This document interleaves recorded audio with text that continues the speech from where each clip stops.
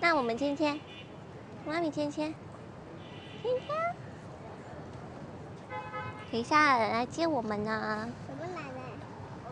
等一下人来接我们呢。啊？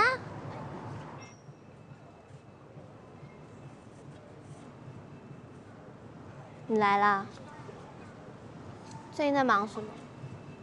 我都没有你的消息啊。我开了一家自己的公司。什么时候的事？为什么从来没有听你说起过？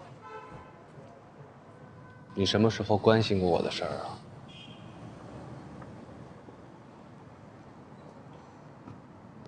什么样的公司啊？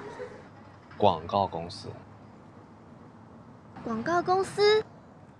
跟林怡轩一样的广告公司。怎么会？